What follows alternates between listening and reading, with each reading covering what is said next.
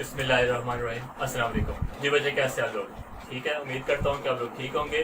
तो अल्लाह ताला आपको ठीक रखे। तो आज हम लोग जो है वो 9th क्लास का मैथ करने जा रहे हैं, जिसके अंदर हम लोगों ने अभी तक जो है वो एक्सरसाइज 1.6 का क्वेश्चन को बंद कर चुके हैं। उसका इन्वर्टर मेथड, उसका ग्रामर कर चुके हैं। ठीक है, मैं आपको बताता चलूँ, ये दोनों लेक्चर्स बहुत इंपॉर्टेंट है, ग्रामर और इन्वर्टर मेथड के। जिस बच्चे ने अभी तक इस लेक्चर को अटेंड नहीं किया तो आप लोग उसे जरूर जो है वो समझिएगा। ठीक है, और हम लोगों ने इसके लास्ट लेक्चर में इसका क्वेश्चन नंबर 2, इसके वर्ड प्रॉब्लम का एक क्वेश्चन कर लिया था। मैंने आपको बोला था कि मैं उसको एक कंप्लीट क्वेश्चन आपको करके दे रहा हूँ। इसके जो रिमेनिंग पार्ट्स हैं उनके मैं आपको क्वेश्चन बना के आज दूंगा। आप लोगों को ये क्वेश्चन जो वर्ड प्रॉब्लम की स्टेटमेंट्स हैं इनकी मुश्किल लगती होंगी, आज आपको मैं इसको बहुत आसान तरीके से इसको बताने लगा हूँ। तो ये आपको पूरा लेक्चर अटेंड करना होगा ताकि आपको सारी प्रॉब्लम जरा दूर हो जाए। तो देखते हैं जरा इसका क्वेश्चन नंबर 3 क्या है। तो इसकी स्टेटमेंट को देखिए, पेज नंबर आपके पास 28, एक्सरसाइज ऑफ 1.6। तो वो कहता है कि 2 sides of the rectangle differ by 3.5 centimetre. तो लास्ट टाइम भी हमने रेक्टेंगल के ऊपर काम किया था, तो आइए जरा हम इधर भी रेक्टेंगल बना लेते हैं। तो ये होगी आपके पास लेंथ और ये होगी हमारे पास विड्थ होगी। तो उसमें क्या है कि 2 साइड्स आपके पास डिफर बाय 3.5 सेंटीमीटर। तो इट मीन्स आपके पास कह देते हैं हम यहाँ पे let the length of rectangle, ये चीज आपने हर क्वेश्चन में लास्ट में लिखनी होगी। Length of the rectangle is equal to X and width of rectangle is equal to Y. तो according to first given condition लिख देते हैं हम यहाँ पे, according to first given condition. ठीक हो गया। तो वो कहता है क्या है, उसके जो साइड्स हैं, जो डायमेंशंस है, डिफर का मतलब होता है डिफरेंस माइनस से निकला है। ठीक है, तो हम यहाँ पे लिख देते हैं x minus Y is equal to 3.5। ठीक हो गया। तो 3.5 को हम करते क्या है कि इसका पॉइंट खत्म करते हैं। तो ये बन जाएगा आपके पास 35 डिवाइडेड बाय पॉइंट के बाद एक डिजिट है, तो जैसे ही पॉइंट खत्म होगा तो वो 10 लग जाएगा। अगर पॉइंट के बाद 2 डिजिट्स होते हैं तो 100, 3 डिजिट्स होते तो 1000। ये काम हमने छोटी क्लासेस में किया हुआ है। क्लियर, ये बात हमें समझ आ गई यहाँ तक। अब इस 10 को बेशक दोनों तरफ जाके मल्टीप्लाई कर दें तो ये हो जाएगा आपके पास 10x minus 10y is equal to 35। ठीक है, ये होगी आपके पास इक्वेशन नंबर 1। अब आगे आइए, आगे क्या कहता है, the parameter of the rectangle is find the dimensions of the rectangle if its perimeter is 67 centimetre. यानी कि यहाँ पे भी आपके पास डायमेंशन ही निकालने हैं, उसकी लेंथ मतलब एक्स और वाई ही निकालना है, और इस पर पैरामीटर क्या दिया हुआ है 67 सेंटीमीटर। तो क्या आप मुझे बता सकते हैं कि पैरामीटर क्या होता है? मैंने आपको लास्ट लेक्चर में बताया भी था।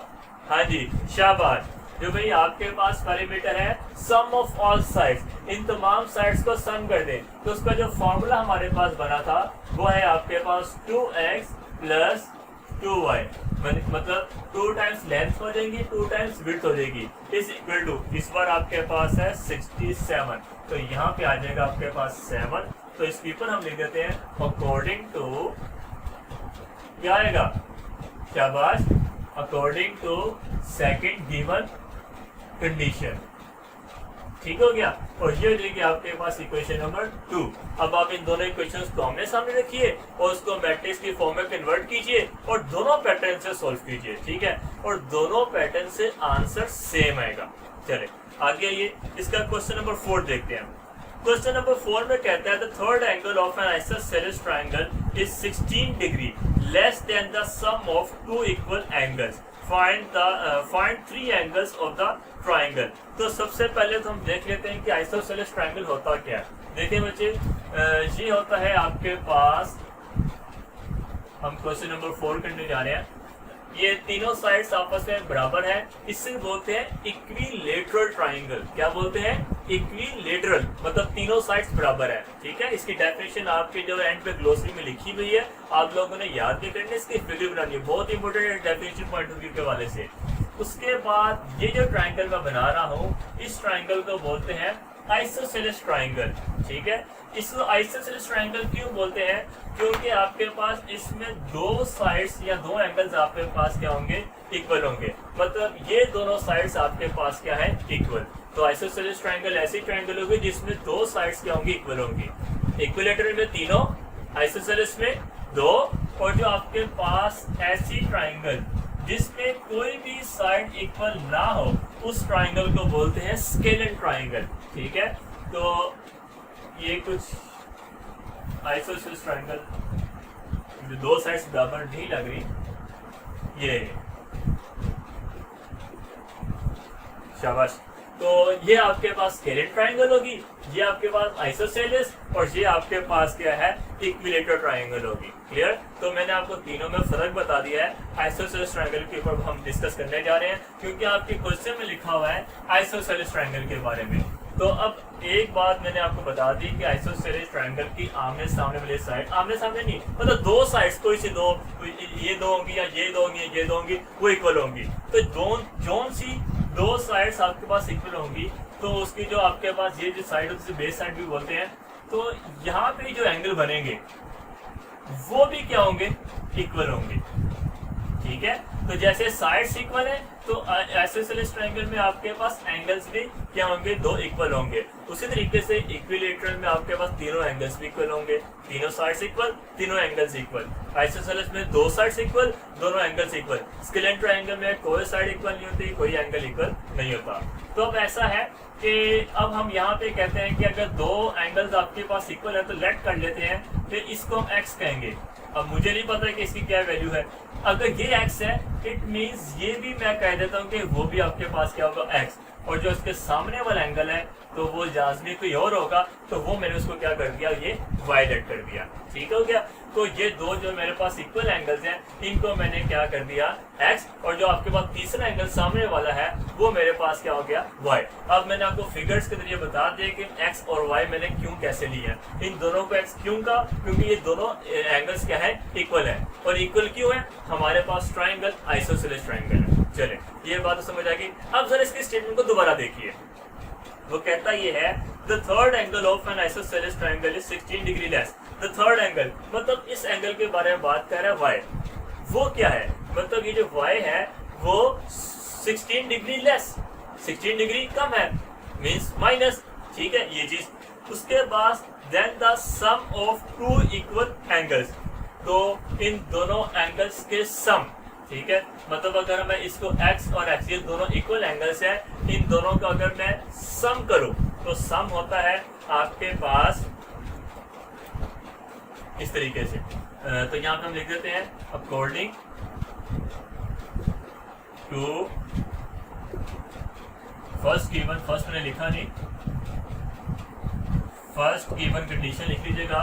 तो इन दोनों का हम सम करते हैं x प्लस x। ठीक है, ये चीज, इन दोनों के सम, ये आपके पास इन दोनों सम का मतलब इन दोनों को ऐड कर देना। ठीक है, तो लाइन ये थी कि उन दोनों के सम के 16 डिग्री लेस करना है, तो इसको हम लेस का मतलब -16 कर लें, इज इक्वल टू वो तीसरा एंगल था, तो यहाँ पे आपके पास क्या जाएगा, y, कुछ यूं बन जाएगी। अब जरा लाइन को दोबारा पढ़ते हैं। वो कहता है कि तो टू साइड्स, किधर गया, ये रहा fourth question, the third angle of an isosceles triangle is, कि तीसरा एंगल जो आइसोसेलेस ट्रायंगल का y वो ये इज 16 डिग्री लेस, वो 16 डिग्री लेस कर दिया किससे, then the sum of two equal angles, दो इक्वल एंगल्स के सम से 16 डिग्री लेस कर दिया तो तीसरा एंगल बन जाएगा, वो ये कह रहा है। ठीक है, लास्ट टाइम मैं दोबारा बता रहा हूँ, उसने ये बात की है जो तीसरा एंगल है वो दो एंगल जो इक्वल एंगल है उनका सम करो और उसमें से 16 लेस कर दो तो तब तीसरा एंगल बनेगा, ये वो कहना चाह रहा है। तो मैंने क्या कर दिया, उन दोनों को सम कर दिया, उसमें से 16 माइनस कर दिया तो वो y इक्वल लेट कर दिया। अब ये x और x, ये कितना आ जाएगा आपके पास 2x, ये बात समझ आ गई। यहाँ से y इस तरफ आके मैंने क्या कर दिया, -y, पॉजिटिव y था -y, ये मैं इक्वेशन बना रहा हूँ, -16 वहां पे जाके क्या हो जाएगा +16। ठीक है, x और y अपनी तरतीब में आ गए, कॉन्स्टेंट दूसरा चला गया, ये हो जाएगी हमारे पास equation number 1, 2x minus y is equal 2x minus y is equal to 16। Clear? अब हमने करना क्या है, आगे वो कहता है कि find the three angles of the triangle. आपने तीनों एंगल्स x, x और y फाइंड आउट करने हैं, तो थोड़ा सा मुश्किल हो गया है, हमारे पास एक कंडीशन तो उसने बता दिया कि भाई ये चीज ऐसे है, उसके मुताबिक तो हमने एक इक्वेशन फाइंड आउट कर ली। अब दूसरी कंडीशन तो उसने बताया नहीं। पहले वाले पार्ट में उसने बताया था कि डिफर ये है, उसके बाद पैरामीटर के बारे में बताया, उससे पिछले क्वेश्चन में उसने कुछ बताया था, मतलब दो कंडीशन बता दीजिए, according to first condition, according to second condition, हम खेले थे ना ऐसे। तो अब यहाँ पे उसने ऐसा कुछ भी नहीं बताया, उसने सिर्फ एक कंडीशन बताई है, उसके मुताबिक तो एक इक्वेशन मैंने निकाली है। अब दूसरी कंडीशन उसने नहीं बताई। अब मुझे ऐसे क्या करना है कि अपना थोड़ा सा नॉलेज जो हमारे मेरे पास पहले था, जो आप लोगों के पास भी है, वो जरा पीछे से जरा रिव्यू करना है और देख रहे हैं कि क्या दूसरी क्वेश्चन कैसे हम बाइंड निकाल सकते हैं। अब जरा मुझे एक बात बताइए, एक ट्राइंगल के अंदर कितने एंगल्स होते हैं? 3 ट्राइंगल्स, 3 एंगल्स, ये बात हमें पता है। अब तीनों एंगल्स का सम कर दें। आप लोगों ने ये बात 8th क्लास में पढ़ी है, 7th क्लास में पढ़ी है, 6th क्लास में पढ़ी है? नहीं पढ़ी? अगर आपको नहीं याद तो आज अभी सुन लीजिए। तीनों एंगल्स का सम, एक ट्राइंगल में तीनों एंगल्स का सम हमेशा किसके इक्वल होगा? जी बच्चे, कुछ बच्चों ने सही जवाब दिया 180 डिग्री। तो यहाँ पे मैं लिख लेता हूँ, इक्वेशन नंबर 1 यहाँ पे आ चुकी है, sum of all angles is equal to 180 degree. मतलब तीनों एंगल्स का सम किसी भी ट्राइंगल, चाहे वो आपके पास स्केलर है, आपके पास आइसोसेलेस है, आपके पास इक्विलेटरल है, कोई भी ट्राइंगल हो, हमेशा तीनों एंगल्स को ऐड कर लो, हमेशा 180 आएगा। अगर 180 ना आया तो इसका मतलब आप कहीं गलती कर रहे हैं, आपके एंगल्स लेने में कोई मिस्टेक हो रही है, या क्वेश्चन गलत पढ़ रहे हैं, या वो ट्राइंगल ही नहीं है। ठीक है, तो अब आप तीनों एंगल्स का सम कर लें जो हमने लेट किया हुआ था। ठीक है, वो आपके पास हो जाएगा x प्लस तीसरा एंगल आपके पास y। तीनों एंगल आगे, ये वाला एंगल इधर लिख लिया, ये वाला एंगल यहाँ पे लिख लिया, ये वाला एंगल लिख लिया, is equal to 180। x plus x कितना हो जाएगा? 2x plus y is equal to 180। लो जी, हमारे पास दूसरी क्वेश्चन पे आ गई। अब हम क्या करेंगे, इन दोनों इक्वेशंस को ऊपर नीचे रखेंगे, उसको मैट्रिक्स फॉर्म में कन्वर्ट करेंगे और धन धन। ठीक है, तो आगे काम सारा वैसे का वैसे ही है। क्लियर? अब हम चलते हैं अगले क्वेश्चन पे। बच्चे, अब हमारे पास जो नेक्स्ट क्वेश्चन है, क्वेश्चन नंबर 5, अगर पेज पे देखिए, पेज नंबर 28 है, एक्सरसाइज 1.6 है, क्वेश्चन नंबर 5 है, one acute angle of the right triangle is 12 degree more than twice the other acute angle. ठीक है, तो जरा हम सबसे पहले यहाँ पे उसने बात की है one acute angle the right triangle. हम सबसे पहले यहाँ पे राइट ट्रायंगल बना लेते हैं। ये है आपके पास राइट ट्रायंगल।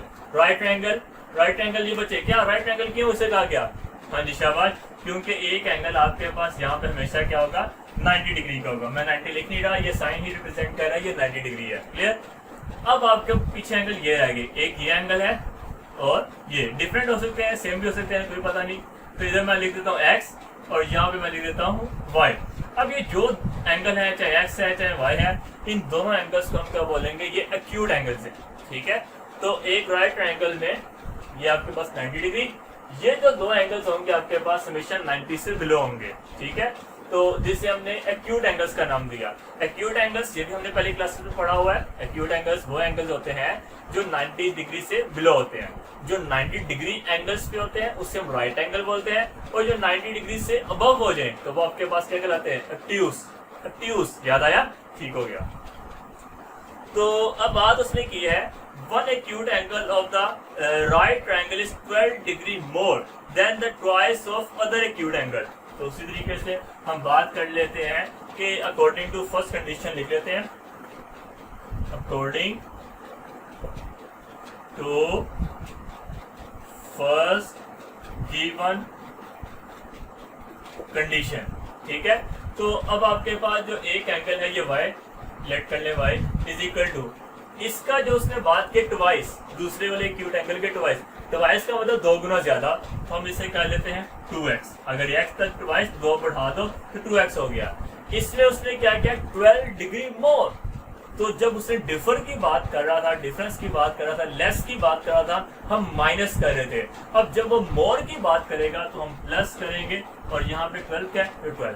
जब स्टेटमेंट को दोबारा देखिए, वो कहता है कि one acute angle of the right triangle is 12 degree. तो एक एक्यूट एंगल है जो कि 12 डिग्री मोर है, twice 12 degree more than the twice the other acute angle. फिर दूसरे एक्यूट एंगल को 2 गुना ज्यादा कर लो और उसमें 12 ऐड कर दो, मोर मतलब ज्यादा कर दो, तो जो आपके पास होगा वो आपके पास तीसरे वाला एक्यूट एंगल, दूसरा एक्यूट एंगल होगा। ठीक है, तो इस तरीके से इक्वेशन बनी। तो 2x प्लस वाई यहाँ पे आ जाएगा माइनस वाई, और प्लस 12 वहाँ पे जाके आ जाएगा minus 12। This is the equation number 1। अब आगे उसने दूसरी कंडीशन दी हुई है, तो कहता है ये find the acute angles of the right triangles. आपको acute angles X Y find out करने हैं। तो ये आपका किसी दूसरी कंडीशन मौजूद नहीं है, तो फिर हम क्या करेंगे, वही जो हमने पहले क्वेश्चन में किया। अकॉर्डिंग टू गिवन कंडीशन, तो हमें ये तो लाइन इसमें नहीं आएगी, तो हम लिखेंगे as we know sum of angles, sum of all angles in a triangle is equal to कितना हो जाएगा 180। ठीक है, आपका फटफट बोल रहे हो आप लोग।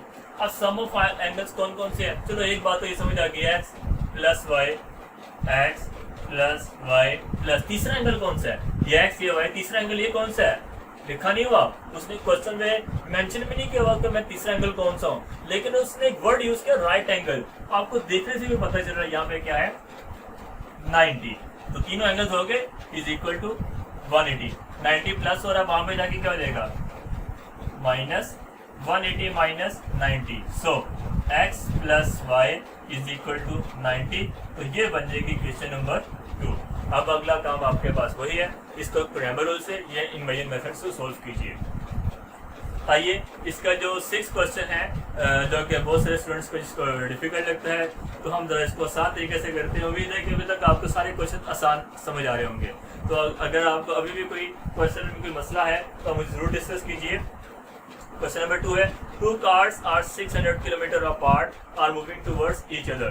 तो दो कार्स हैं, दो गाड़ियां हैं जो कि 600 किलोमीटर दूरी पे हैं और वो एक दूसरे की तरफ आ रही हैं। ठीक है, लेट्स सपोज आपके पास एक कार ये है और एक कार आपके पास ये है, इन दोनों के दरमियान आपके पास क्या 600 किलोमीटर का फासला है, तो ये दोनों अपनी तरफ एक दूसरे की तरफ आ रही है, टक्कर हो सकती है। चलिए आगे देखते हैं। Their speeds differ by 6 kilometre per hour. तो वो कहता है कि इसकी जो स्पीड है, उन दोनों की जो स्पीड है, इन दोनों के कार्स की जो स्पीड है वो 6 किलोमीटर पर आवर है। तो जरा देखते हैं कि इसका जो 6 क्वेश्चन है, इन दोनों की स्पीड मतलब x minus Y is equal to कितना आ जाएगा आपके पास 6। तो this speeds differ by 6 kilometre per hour. तो 1 घंटे के हिसाब से 6 किलोमीटर की जो इनकी स्पीड चल रही है वो हमने इसके अकॉर्डिंग टू फर्स्ट कंडीशन लिख ली। स्पीड आपके पास इन दोनों में डिफरेंस लिखा कि एक आपके पास कार x है, दूसरी कार आपके पास y है, उन दोनों में डिफरेंस आपके पास स्पीड का कहलाएगा, वो हमने क्या कर दिया 6 कर लिया। अब वो कहता है and the cars are 123 kilometre apart after 4 and 1/2 hours. तो तकरीबन 4.5 घंटे के बाद वो एक दूसरे से तकरीबन 123 किलोमीटर दूर रह जाते हैं। Find the speed of each car. आपने दोनों कार की स्पीड फाइंड आउट करनी है। तो अब देखते हैं कि करना क्या है। देखें आपके पास जो डिस्टेंस है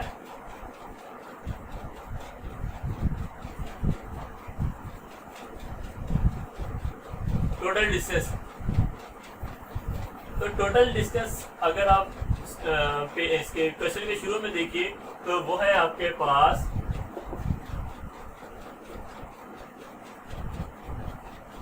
600 किलोमीटर। ठीक है, और उसके बाद 4.5 घंटे के बाद तो 123 किलोमीटर उनकी जो दूरी है वो तकरीबन इतनी रह गई है। ठीक है, तो अब ऐसा है कि 123 उनके जो दरमियानी फासला रह गया है। तो अब हम ऐसा कहते हैं डिस्टेंस कवर किया कितना, तो हम इसमें से अगर ऐसा करें रिमेनिंग डिस्टेंस वो है आपके पास 600 में से अगर मैं माइनस कर दूं 123। ठीक है, तो अगर 600 में से मैं 123 माइनस कर दूं, जो अब आपके पास 123 डिस्टेंस इसके अंदर रह गया है, मतलब ये कार आपके पास उन दोनों के दरमियान फासला आपके पास 600 था, उन्होंने जब तकरीबन 4.5 घंटे इसका फैसला तय किया। अब इसके दरमियान आपके पास कितना है 123 फासला रह गया। ठीक हो गया, तो अब एक्चुअली इतना फासला तो रह गया, लेकिन उन्होंने डिस्टेंस कवर किया कितना, तो वो हम क्या करते हैं, तो जो फासला रह गया ना वो टोटल में से माइनस कर दो, तो पीछे आ जाएगा आपके पास 477 किलोमीटर। क्लियर, एक बात तो ये। और दूसरी बात उसने यहाँ पे बताई है जो टाइम है उसके पास, तो वो टाइम है वो 4.5 घंटे उसने लिखा है, 4 1/2 आवर्स।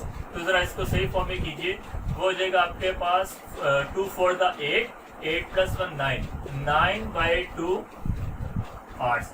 कुछ यूँ हो गया, क्लियर। तो अब हमारे पास जो इक्वेशन बनेगी वो कुछ यूँ है कि ये 9/2 इन दोनों एक्स और वाई दोनों के साथ लगा देते हैं, 9/2x + 9/2y is equal to ये हो जाएगा आपके पास 477। अब ये क्या किया, कंफ्यूज हो गया ना। चलो इसके ऊपर थोड़ा सा आपको गाइड करते हो कि मैंने किया क्या। आपने लिखना डायरेक्ट ही है। देखें हमारे पास जो स्पीड है, ये फिजिक्स का एक हिस्सा है, वो उसका फॉर्मूला होता है डिस्टेंस ओवर टाइम, ठीक है। ये बात हमको पता है ना, स्पीड या velocity is equal to displacement over time. तो अब देखिए जरा, स्पीड तो हो गया आपके पास x + y, ठीक है। और उसके बाद अब यहाँ पे जो डिस्टेंस है वो आपके पास जो रिमेनिंग था वो 477 डिवाइडेड बाई जो टाइम है वो भी हमने निकाला, 9/2 डिवाइड हो गया, 9/2 कुछ यूँ आ गया। अब 9/2 यहाँ पे डिवाइड हो रहा था तो वहां पे जाके मल्टीप्लाई हो जाएगा, कुछ यूँ आ जाएगा, 9/2 into x + y is equal to 477, clear. तो अब ये 9/2 दोनों के साथ मल्टीप्लाई हो गया तो ये चीज आ गई। अब पता चला किस तरीके से उन्होंने लिखा। चले अब 2 यहाँ पे डिवाइड हो रहा है, उस तरफ जाकर मल्टीप्लाई कर तो इक्वेशन कुछ यूँ आ जाएगी, 9x + 9y is equal to 2 into 477, यानी कि जो हमने 9/2 9 अंदर मल्टीप्लाई हो गया, 9x + 9y, और 2 जो डिवाइड हो रहा था वो उधर जाके क्या हो जाएगा, मल्टीप्लाई हो जाएगा।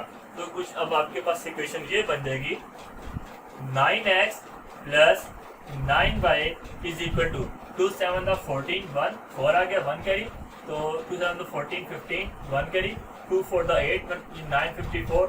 This is the equation number 2, ठीक है। तो इधर इसकी स्टेटमेंट पे दोबारा आइए। वो कहता है कि 2 cars are 600 kilometre apart are moving towards each other, कि 2 कार्स हैं, 2 गाड़ियां हैं जो कि 600 किलोमीटर दूरी के फासले पर, तो वो एक दूसरी की तरफ आ रही हैं।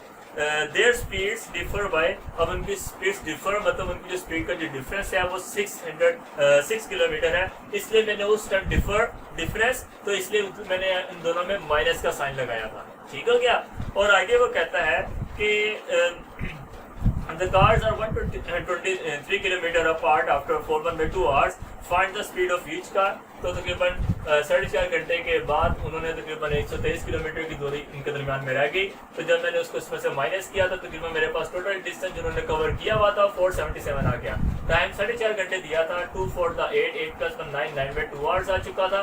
तो फिर मैंने क्या किया, मैंने अपनी फिजिक्स अप्लाई की यहाँ पे, speed is equal to distance over time, distance आपके पास 477, टाइम आपके पास 9/2, इन दोनों को डिवाइड किया, पॉइंट में से चले जाता है, इसलिए मैंने उसको थोड़ा आसान किया।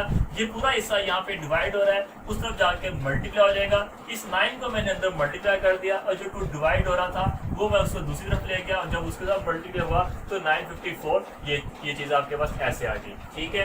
तो अब आगे आपके पास इक्वेशन 1 किधर गई, तो लिखी नहीं, ये थी इक्वेशन नंबर 1 और ये इक्वेशन नंबर 2। अब आप इसको आमने सामने रखिए, इसको मैट्रिक्स फॉर्म में कन्वर्ट कीजिए और आराम से आप इसको सोल्व कीजिए, ठीक है। तो आज के लिए मैं इजाजत चाहता हूँ, अल्लाह हाफिज़।